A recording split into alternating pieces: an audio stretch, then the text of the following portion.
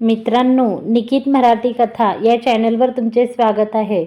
प्रेमविरह भाग 17. मागील भागात करण म्हणाला तसं खुशी नजर वर करून त्याला पाहिलं.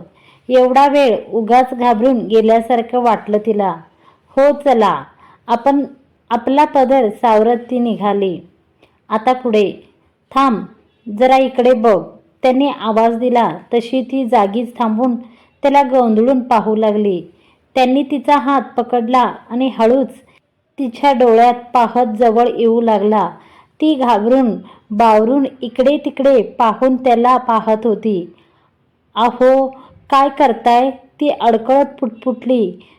तो काहीही न बोलता तसाच अजून तिच्याजवळ आला आणि एका हाताने तिच्या हनवटीला पकडून तिचा चेहरा समोर केला.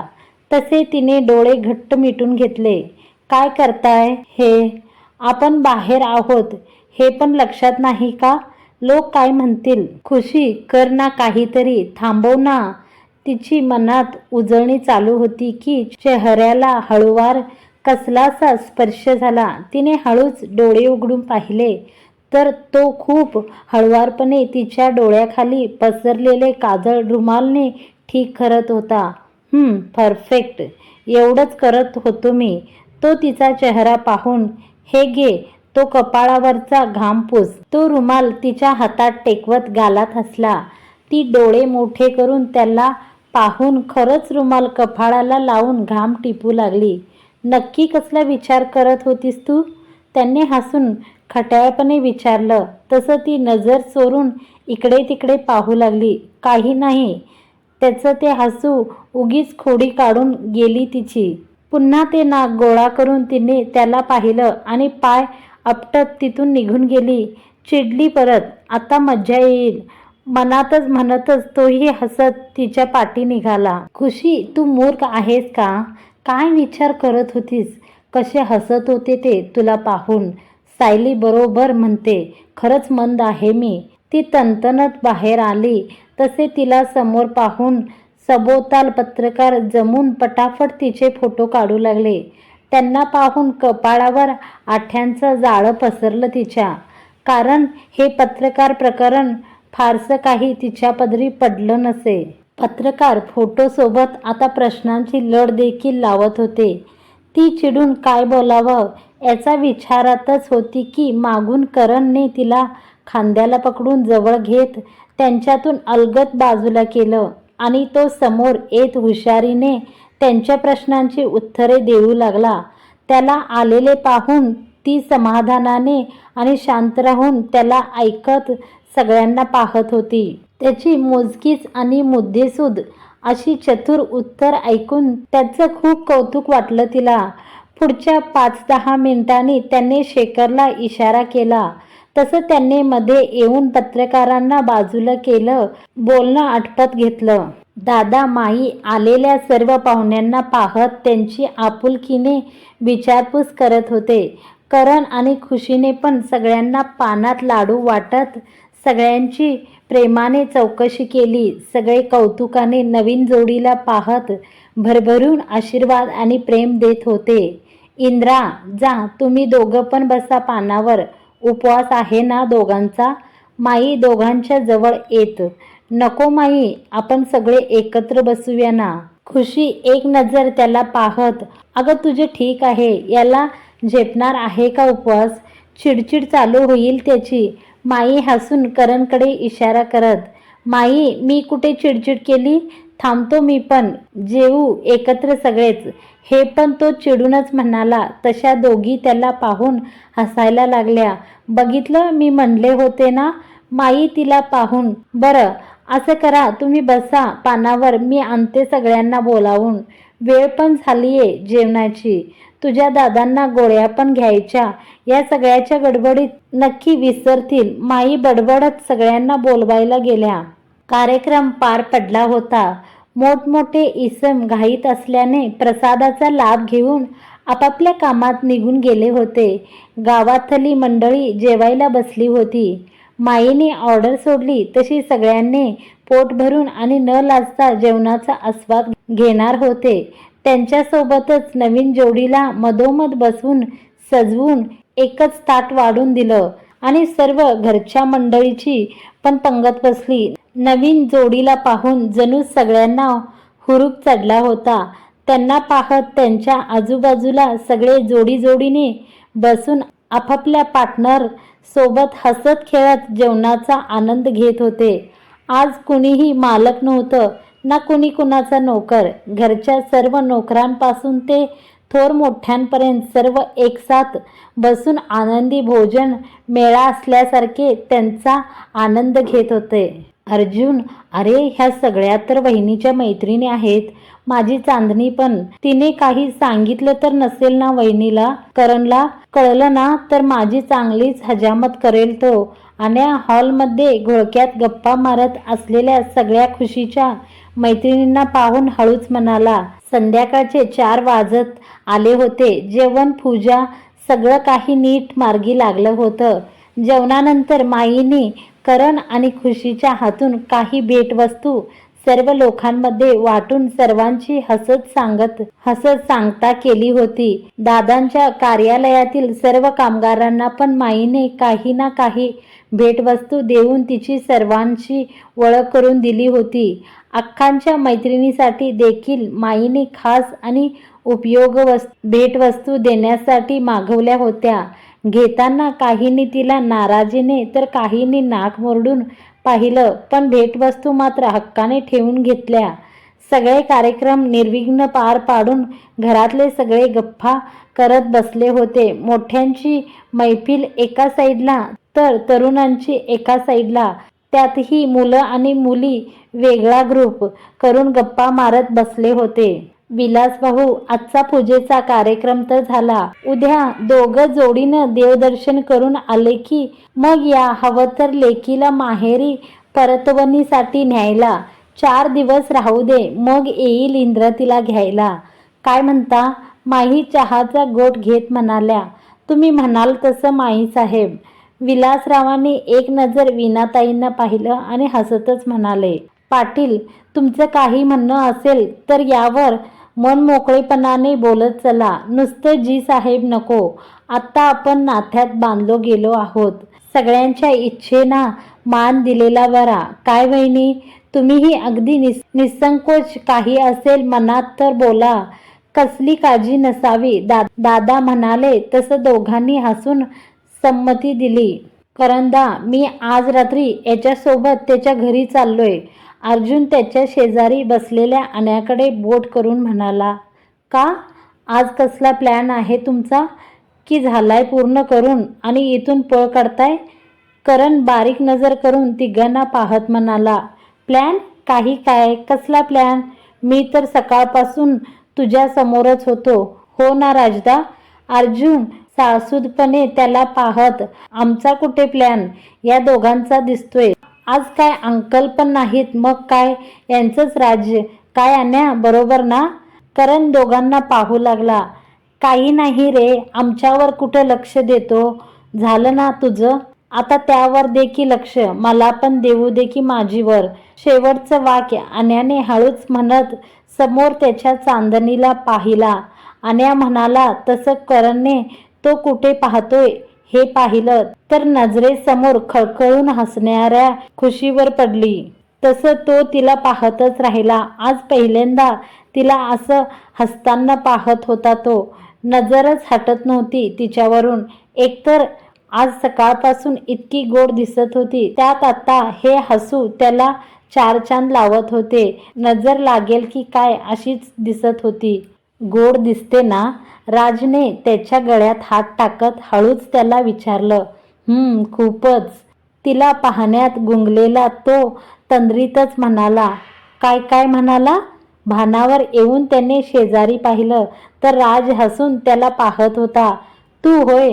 करण त्याला पाहून. होय मीच. सध्या तरी मीच आहे. तिला पाहायला अजून टाईम आहे. म्हणजे रात्र व्हायला अजून वेळ आहे. तेव्हा बघ की तिला निवांत. राज हसून. रात्री? का? काय आहे रात्री? करण एक नजर समोर पाहत न कळून आईला लेका अलिबागवरून आलाय की काय? जे आज रात्री काय आहे माहीत नाही. येडा बनून पेढा नको खाऊ. राज त्याची मज्जा घेत म्हणाला. तुम्ही बरं सुखासुखी खाऊ द्याल पेढा. काहीतरी कुरापती केल्या असतीलच की करण संशयितपणे त्याला पाहत. बस का कोई शक. एवढं तर झालंच पाहिजे. साल्या आठवतंय ना तुझ्यामुळे लग्नाच्या पहिल्याच रात्री बाल्कनीत झोपावं लागलं होतं मला. पुढच्या 1 आठवडाभर रात्री तिथंच घालवल्या मी. सिमरन तर अजून बोलून दाखवते मला. राज दात ओठ खात म्हणाला.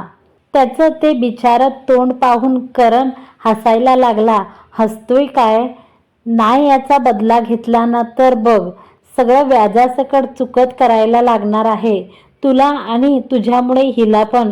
राज समोर खुशीला पाहून म्हणाला. तिला कशाला यात ओढतो? तिने काय केलंय? करण तिला पाहून. हो का? माझ्या सिमीला त्रास देताना मज्जा आली ना? तेव्हा तर म्हणाला होता मित्र गेला कामातून बायकोचा गुलाम झाला. आता कसा जीव जळतो कळल ना? राज गूढ हसत म्हणाला. जीव जाळायचा प्लॅन झालाय म्हणजे तुमचा. करण त्याला पाहून. समज तसं हवं तर. राज हसून म्हणाला. तसं त्याने आट्या पाडून त्याला पाहिलं आणि एक सुस्कारा सोडला. साहेब चला आता निघतो. माही साहेब एकदा वेळ काढून निवांत या सगळे घरी. आनंद होईल तुमचे पाय आमच्या घराला लागले तर. विलासराव उठत सगळ्यांचा निरोप घेत म्हणाले. होय माही साहेब बरोबर बोलताहेत हे. सगळे या. एकदा वीणाताई पण हसून. हो येऊ की. छान वाटलं सगळ्यांना भेटून. पोरींनो चला ग. झाल्या की नाही अजून तुमच्या गप्पा? माईने आवाज दिला तशा सगळ्या त्यांना पाहून उठल्या. सोबतच करण पण उठून त्यांच्या जवळ आला. अरे मामा निघाले तुम्ही? थांबा की ड्रायव्हरला सांगतो. नको करण साहेब त्याची काही गरज नाही आहे गाडी जायला. काका 10 मिनिट थांबा ना. पिंकीसाठी सरप्राईज आहे. मग निघू आपण. मोक्षदा विलासरावांच्या कानाशी हळूच म्हणाली. कसलं सरप्राईज? किती वेळ अजून? उशीर होईल ग पुढे जायला. विलासराव म्हणाले. फक्त 10 मिनिट काका प्लीज प्लीज. अगं काय ग काही हवं आहे का? माई तिला असं कुजबूज करताना पाहून म्हणाल्या. नाही काही नाही. ती अडकळत. सगळे त्याची कुसूरपुसूर पाहत होते. काय ग काय सांगते बाबांना? खुशी संशयाने पाहत. अगं तुझ्यासाठी सरप्राईज आहे म्हणते. विलासराव पटकन बोलून गेले. काका अहो थांबा सांगितलं होतं ना. लगेच कशाला सांगितलं? मोक्षदा चिडून. अरे हो ते माझ्या लक्षात नाही आलं बघ. अहो काय तुम्ही पण या मुलीच्या नादी लागलात. यांना दिवस पुरत नाही. कसलं काय तुमचं सरप्राईज? आत्ता काय उडत येणार आहे का? वीणाताई चिडून तिघींना पाहत. उडत नाही काकी चालत येणार आहे. तिघी एकसाथ वरडून म्हणाल्या. तसे सगळे त्या पोरींची गंमत पाहून हसून त्यांना पाहत होते. चालत? कोण येणार आहे? गोंधळून पाहू लागली. तिकडे बघ. तिघीने एकसाथ दाराकडे बोट केलं. तसे सगळे त्या दिशेने पाहू लागले. तिघीही या बाजूला उभ्या राहिल्या. 4 5 3 2 1. ओ माय गॉड तू हा कधी आला? खुशी आनंदाने तोंडावर हात ठेवून समोर पाहत होती. दरवाजातून प्रभास आला तसा मोक्षदा पळतच त्याच्याकडे गेली आणि त्याला हाताला धरून समोर उभी राहिली. मग कसं वाटलं सरप्राईज? मोक्षदाने हसून विचारलं. 1 नंबर. तू कधी आलास? मला का नाही सांगितलं? हिला सांगायला वेळ होता तुला? ऋषी पण त्याचा दुसरा हात पकडून बोलू लागली. अन्या तुझी पत्ता कट करायची वेळ येते वाटतं. तुझ्या चांदणीचा कोणीतरी खास दिसतोय हा. बरं झालं जास्त खोलात नाही शिरलो सेटिंग करायला. नाहीतर आत्ता जेलची हवा खात बसला असता. त्या करण्याला पण बघ तो कसा बघतोय त्याच्या अप्सरेला. राज एकटक पाहणाऱ्या करणला पाहून अर्जुन आणि अन्याच्या मध्ये उभं राहत समोर त्या तिघांना पाहत म्हणाला. अगं 2 दिवस झाले इकडे येऊन. आजच पहिला दिवस होता ड्युटीचा. मीच म्हटलं हिला पिंकीला नको सांगू. डायरेक्ट सरप्राईज देऊ म्हणून. कसं वाटलं सरप्राईज? प्रभास तिचे गाल ओढत म्हणाला. खूप मस्त. खुशी हसून म्हणाली. तसं करणने रागात त्याला पाहिलं. कोण म्हणायचं सुनबाई हे? आमची पण द्या ओळख करून. केव्हाच्या पोरी नुसत्या नाचतायत सरप्राईज सरप्राईज म्हणून. दादा म्हणाले तशी ती मागे वळून सगळ्यांना पाहू लागली. हो दादा, सॉरी, विसरूनच गेले. चल रे, सगळ्यांची ओळख करून देते. त्याला हाताला धरून दादा समोर आणली. हा प्रभास इनामदार IPS ऑफिसर आहे. या मोक्षदाचा भाऊ आणि माझा बेस्ट फ्रेंड. गुजरातला होता गेले वर्षभर, आता इथे पोस्टिंग झालीये. खुशीने माहिती सांगत ओळख करून दिली तशी आण्याची कळी खुलली. हो भाऊ, जीव घेतला होता साल्याने. आण्या म्हणतच गुड इव्हनिंग सर, खूप ऐकले तुमच्याबद्दल. आज भेटता पण आलं, आनंद झाला. प्रभास हात मिळवत दादांना पाहून, अरे फौजदार साहेब, आम्हालाही आनंद झाला तुम्हाला भेटून. आता इथेच आहात तर कामाच्या निमित्ताने भेट होतच राहील. हो नक्की सर. खुशीने एक एक करून सगळ्यांची ओळख करून दिली. तशा पुन्हा थोड्या वेळात सगळ्यांच्या गप्पा रंगून चहा पाणी झाला. वेळेचं भान आलं तसं विलासराव पुन्हा निरोप घेत उठले. पुन्हा एकदा सगळ्यांना हसून नमस्कार करत बाहेर निघाले. निघताना एकदा प्रेमाने खुशीच्या डोक्यावर हात ठेवला आणि गाडीत बसले. प्रभास आणि तिची गँग पण पुन्हा भेटायची प्लॅनिंग करत एकमेकींची गळाभेट घेऊन तेही निघाले. सगळे हसून निरोप घेत आपापल्या मार्गाने रवाना झाले. सगळे गेले तसं घर एकदम खाली खाली झालं. सकाळपासून चाललेली मस्ती मज्जा सगळं आठवून आपापल्याच विचारात खुशी उदास होऊन आत आली. सगळे तिला असं पाहून समजून गेले होते. अर्जुन लाग कामाला, वहिनीचा मूड पण ठीक कर आणि या लीडरला पण कवट इथून. समोर बसलेल्या आण्या खुशीला येताना पाहून अर्जुनच्या कानात म्हणाला, मूड तर ठीक करायला लागेल. लागतो कामाला. तुम्ही फक्त होला हो करा. अर्जुन म्हणाला आणि उठला.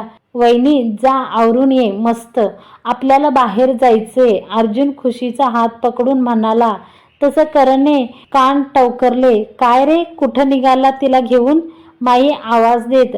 आम्ही सगळे निघालो माई. आज वहिनींना मस्त फिरवून आणतो आणि डिनर पण बाहेरच करू सगळे. हो ना राजदा? अर्जुन एक नजर करणला पाहून, खरं तर करणदाने न्यायला पाहिजे, पण आता त्याला वेळ नाही तर मलाच काळजी घ्यावी लागेल ना माझ्या वहिनीची. अर्जुन नाटकीपणे म्हणाला. तसं माईने वळखलं. माई तू असं कर, त्याचं जेवण घरीच बनव. असंही त्याला नाही आवडत बाहेरचं आणि त्याला काम पण असेल. अजून पण फोनवरच बोलतोय. अर्जुन करणकडे पाहत म्हणाला. नक्की? अरे कशाला, तुम्ही सगळे जाऊन या, मी थांबते माई सोबत. खुशी एक नजर समरला पाहून, अगं जाऊ नये, सगळे एवढे म्हणतात तर. असंही आज आम्हाला कोणाला जास्त भूक नाही. काहीतरी हलकं जेवण करून आराम करू आम्ही पण. तुम्ही सगळे करा मज्जा. जा आवर जाऊन. हो माही. ओ वहिनी जा ना आवरा. गायत्री पण आवाज देऊन माई म्हणाल्या तरी पण ती करणला पाहू लागली. जा ना वहिनी, आता तुझ्या सासूने पण परमिशन दिली, त्याला कशाला बघते, तो नाही यायचा. अर्जुन तिला करणकडे पाहताना पाहून म्हणाला. एवढा वेळ चाललेली त्याची बडबड तो फोनवर बोलत असताना देखील ऐकत होता. तरी पण लक्ष नसल्यासारखा फोनवर बोलत राहिला. खुशीने पुन्हा एकदा त्याला पाहिलं आणि नाराजीत आपल्या रूमकडे आवरायला निघून गेली. इंद्रा, अरे किती वेळची ती तुझ्याकडे आशेने पाहत होती. एवढं कसलं काम रे? त्या फोनला चिटकला की काही दुसरं दिसत नाही तुला? तुझ्यासोबत जायचं असेल ना तिला, आणि तू साधा पाहिलं पण नाहीस. माई करणचा फोन झाला तसा त्याला वरडून म्हणाल्या. माई अगं जाता येत नाही सगळे, माझी काय गरज. असंही उद्या सुट्टी घ्यायची आहे तर कामाचं सांगत होतो जरा रघुला. करंदा नक्की नाही यायचं ना तुला? नंतर पलटायचं नाही. अर्जुन त्याच्या बाजूला बसत म्हणाला. करणनी त्याला एक नजर पाहिलं आणि गप बसला. ठीक आहे, नको येऊ. बघ खुशी बघितलं पण नाही साधं. इतका काय तो फोन आवडतो काय माहीत. त्याच्याशीच करायचं होतं ना मग लग्न. किती वेळ पाहत होते मी, एकदाही पाहिलं नाही. मी पण नाही पाहणार आता. मस्त सगळ्यांसोबत जाऊन मज्जा करणार आहे. त्यांना त्यांना बसू दे फोन करत खुशी स्वतःशी बडबड रूममध्ये आली. समोर पाहिलं तर बेडवर एक साडी, गजरा, ज्वेलरी सेट सगळं मांडून ठेवलं होतं. हे इथे कुणी ठेवलं विचारतच तिने जवळ येऊन पाहिलं. त्यावर एक चिठ्ठी ठेवली होती. हे सगळं घालून बाहेर ये. गायत्री तिने साडीवरून हात फिरवला आणि हसतच आवरायला निघून गेली. मित्रांनो, आजचा भाग तुम्हाला कसा वाटला कमेंट करून जरूर कळवा. व्हिडिओ आवडला असेल तर व्हिडिओला जरूर लाईक करून घ्या आणि तुम्ही चॅनलवर पहिली वेळ असाल तर चॅनलला पहिलं सबस्क्राईब करून घ्या आणि समोरचे बेल आयकॉन प्रेस करून ऑलवर सिलेक्ट करा. असेच नवनवीन व्हिडिओ यानंतरचे एपिसोड तुम्ही पाहू शकता. धन्यवाद मंडळी.